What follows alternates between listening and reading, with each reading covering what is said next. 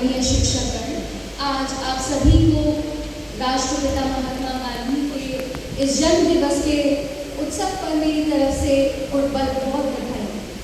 तो गुजरात के धनी दीवान के बेटे बैरिस्टर मोहनदास करमचंद गांधी को जब साउथ अफ्रीका की एक रेलगाड़ी से अपमानित कर बाहर फेंक दिया गया तो मन में उनके घृणा के बजाय शोषण के विरुद्ध चिंतन का एक भाव उत्पन्न हुआ।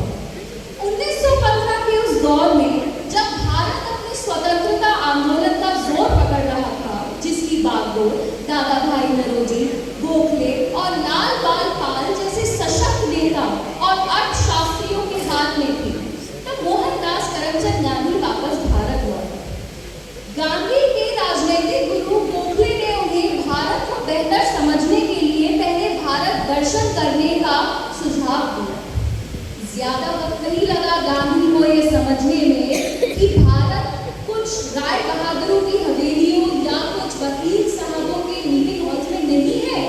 भारत वो था जहां आम जनमानस को 2 वक्त की रोटी तन पर पहनने को कपड़ा नहीं था। भारत वो था जहां शिक्षा, न्याय और चिकित्सा आज भी खुली आंखों के सपने ही थे। बापू नाम सुनते ही मन में आते हैं चरखा चलाते हैं बूढ़े व्यक्ति। ये बूढ़े व्यक्ति बने महात्मा गांधी और ये चरखा बना प्रतीक। ये चरखा बना प्रतीक स्वदेशी, आत्मनिर्भरता और कौशल विकास।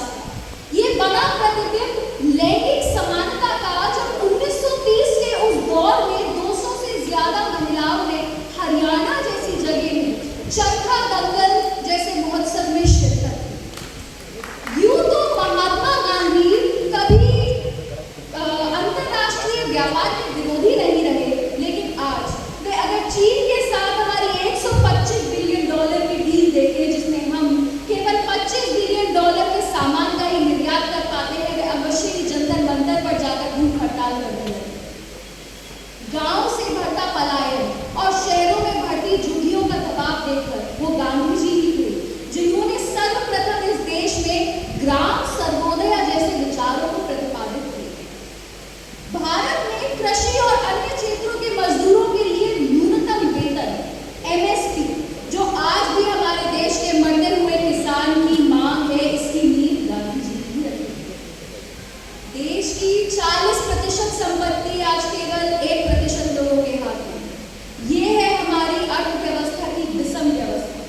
और ऐसी ही विषम परिस्थिति में याद आती है गांधी जी की ट्रस्टीशिप अवधारणा कि अमीरों की संपत्ति केवल अमीरों के लिए नहीं, अभी पूरे समाज के कल्याण के लिए उपयोग की जानी चाहिए। तकनीकीकरण के इस दौर में जहां आर्टिफिशियल इंटेलिजेंस और बिग डेटा का प्रसारण अपने चरम पर है, आवश्यकता है कौशल विकास, ताकि तकनीक का विकास करते करते कहीं मानव विकास पीछे न छूट जाए। 1931 बकिंगम पैलेस पहुंचे महात्मा गांधी की वेशभूषा को देख जब एक पत्रकार ने उन पर तंज कसा और कहा कि क्या आप ऐसे जाएंगे हमारे किंग जॉर्ज से मिलने? इस बात का जवाब देते हुए गांधी जी ने बस ये कहा, जितने कपड़े आपके किंग जॉर्ज ने पहन रखे हैं वे हम दोनों के लिए ही काफी हैं। प्रेम भरा ये छोटा सा ग्रंथ पश्चिमी वस्तुवाद के खिलाफ एक बहुत बड़ा विरोध बन गया और आज हमारे असामान्य टैक्स स्लैब्स, आवश्यक वस्तुओं पर अनावश्यक टैक्स, आवश्यकता है एक और दांडी मार्च, एक और नमक आंदोलन।